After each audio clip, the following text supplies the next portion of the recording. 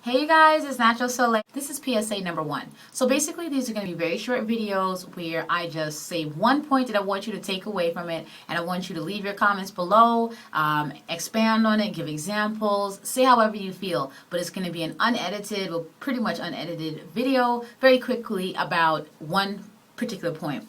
And it's going to be about, I don't know, about 3 minutes long, so not including this introduction here. But my first PSA, my PSA number 1, is beauty supply stores and their sales associates. All right, do not listen to the sales associates in the beauty supply stores. What do you mean, Nick? Well, when you go into a beauty supply store and you're all wide-eyed and bushy-tailed, do not walk into that store with that same look. The sales associate will see you and will jump on you and be so happy that you have walked in with wide eyes and bushy tails. And he or she, and we're going to say she for the purposes of this PSA, she will then approach you and say, well, what do you want? And if you don't know what you want, and you say, well, I just want a product for dry hair, she is going to say one of 3 things. First, oh, come this way. I know exactly the product that you need. My sister uses the same thing because she has really dry hair and she loves it. B, come with me. I have exactly the product you need. I have really dry hair and this is a product that I use. Or C, come with me. I know the product that you need. Everyone has come in here. A lot of people have come in here with dry hair and they all love this one product. And then you follow her like a little lamb to the slaughter. That is not what you should do. Instead, when that sales associate comes up to you and says, how can I help you? You say instead, you can't help me. Thank you for asking though. I'm going to keep looking on my own. Or response B, I'm looking for a particular product. So you might say, well, Nick, this person is a sales associate. They work in the store. What if they're super knowledgeable? What do I do then? Well, unless they come up to you and the following conversation ensues, the conversation being like, hey, I'll be the sales associate and I'll also be you.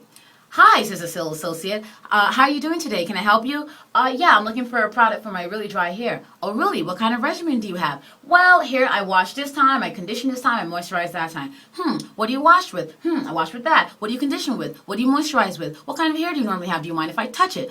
Okay. How often do you do protein treatments? What's your porosity like? Do you know? What kind of hair do you have? If these kinds of questions do not come out of that sales associate's mouth, they do not know what they're talking about. If you're on hair boards, you know what I mean. When someone says, I have really dry hair, the response from the people who know what they're talking about is not, here's this product. It's always a series of questions. So unless that sales associate bombards you with a bunch of questions and then proceeds to touch and feel your hair, do not, I repeat, do not follow that sales associate.